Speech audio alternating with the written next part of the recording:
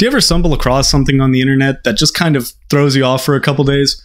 Well, welcome to the Mystery Flesh Pit National Park. Today is going to be a timeline breakthrough of Trevor Roberts' world-building exercise and overall incredible concept art breakdown. I will leave a link to his Patreon and his Tumblr where you can see the art for yourself. It is incredible. Go check him out. He has done excellent work creating this. Let's go ahead and start at the beginning. About 14 million years ago, there was a family of mustelids, I think it was a family of ferrets, that decided to move into the Mystery Flesh Pit. Over the course of the next 14 million years, evolution has done them catastrophically dirty. Otherwise, nothing really to talk about up until the Native American folklore stating that a great spirit was able to calm down a massive dragon and put him to sleep underneath the earth, and from this spot where he was laid to rest, bring forth healing waters that gave beneficial properties to those who drink it. Moving forward in time, in 1923, Anchor Mineral Company was founded. In 1958, it later went on to merge with Dynamic Equipment to create the company Anodyne. In 1973, the Mystery Flesh Pit was discovered by a group of oil crew as they were trying to dig down into what they believed was to be an aquifer, but ended up being a little bit more fleshy than most aquifers that we're used to. This group was led by Jim Jackson. He's introduced as one of the founders, and he continues on for many, many years as almost the face of the Mystery Flesh Pit. He ends up sending a lot of letters to one of his friends detailing how just detailing a lot of his personal letters and feelings over to his friend, thanking him for taking care of Samantha and the baby while he's away with this project. And he just reminds me of Cave Johnson. We're skipping a little bit ahead, but in 1975, there's a lady who went on to an interview with the Austin Sun after a tour she had at the Mystery Flesh Pit, where she, in no kind terms, called all of the people that were currently working at the Mystery Flesh Pit monsters and just absolutely cruel people for what they were doing to whatever that creature is. And he just went on to be like, well, yeah, I hear your point, but we're doing everything we can. You want to go get some food? Come on, me and you. In 1974, the New Jackson survey was conducted where he was able to find the Fondue Village. No idea what fondue is supposed to be in this case. The Pleasure Domes, a series of spas that house this amniotic fluid that has beneficial properties when isolated down into certain compounds. It has cancer-fighting properties, de-aging properties. It also has an intoxicating effect on those who drink or bathe in it. Getting back to 1975, beginning in 1975, a 2-year project was performed and conducted where they started installing these blue lighthouse emergency phones into the Mystery Flesh Pit with over 150 miles of cable running through them. These blue lighthouses were used so that if anybody needed to contact the outside world or the directing center at the national park itself, they would be able to, without any charge, at least to get direct contact. If they wanted to reach the outside world, they would have to pay a small fee. In 1976, a new exploration expedition went on to break the record for depth gone down into the earth at 12,000 meters. And also in 1976, the Circus Clown Chimus incident occurred, where a group of performers went down, I guess to have a good time at the Mystery Flesh Pit, and ended up slipping into a previously undiscovered digestion pit.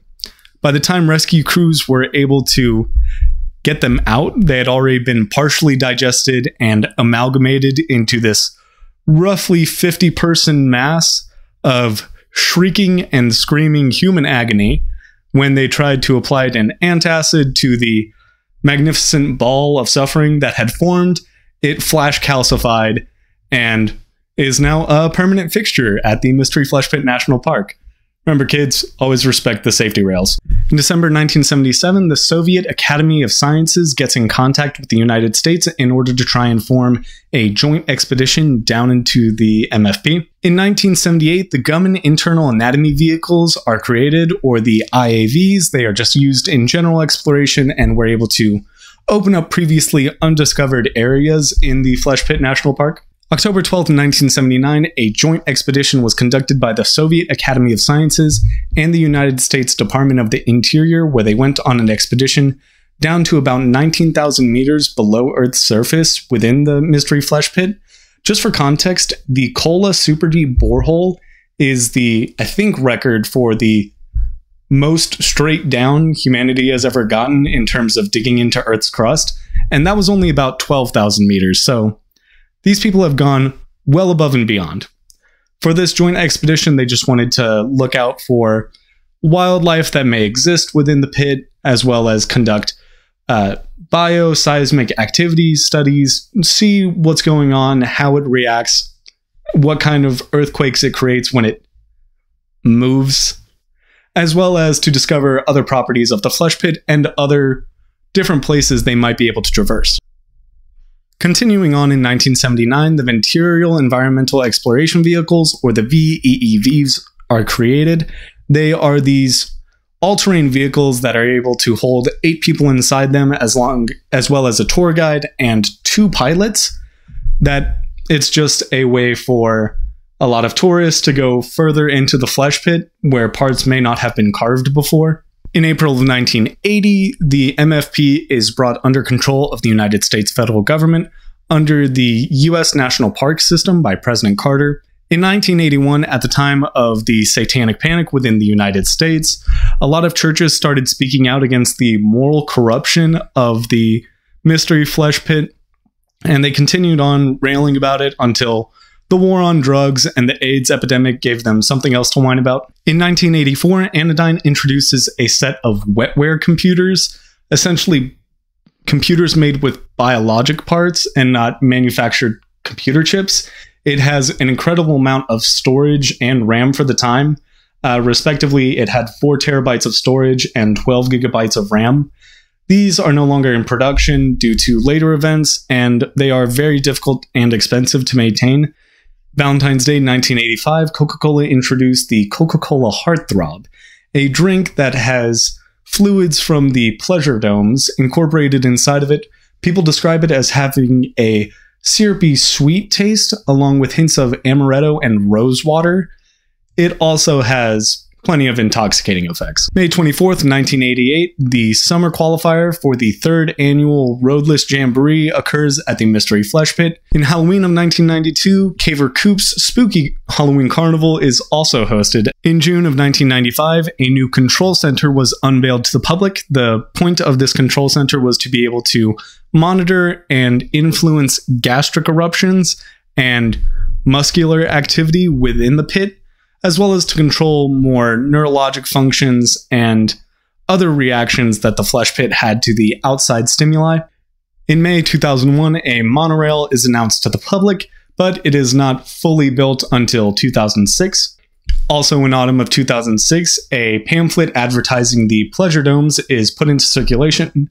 It gives a map of the area as well as recommendations to consult a physician and or spiritual guide before entering into some of the individual spas. In July 4th, 1997, due to the surge of holiday crowd as well as electrical mining, the control center is unable to perform at max capabilities. This, combined with excessive rains that induced a choke response within the Mystery Flesh Pit, created a catastrophic series of events where many portions of the tunnels and visiting center were crushed underneath the weight of the MFP, which led to hundreds of losses of life, as well as the eventual shutdown of the national park and the restructuring of Anodyne.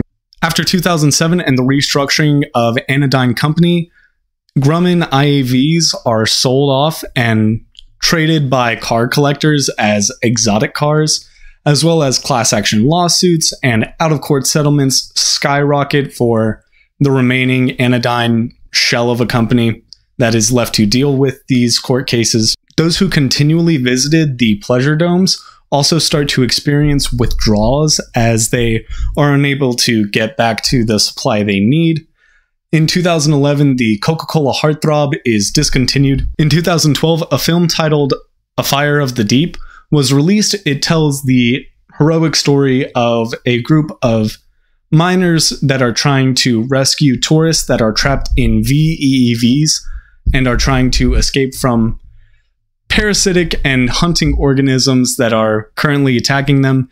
In the end, the miners ended up giving their life, but did help to get the 2 VEV up to the surface. In 2015, an art piece titled Limb Rising Near Midland was published, and it details the events after the choke response, where multiple portions of the flesh pit were ejected out into the open. And August 2018, a home video is recorded of a PSA announcing that there will be bioseismic activity for a certain set of counties within Texas. It shows the initial shocks or aftershocks of this bioseismic activity. And at the time of recording, that's the end for the timeline.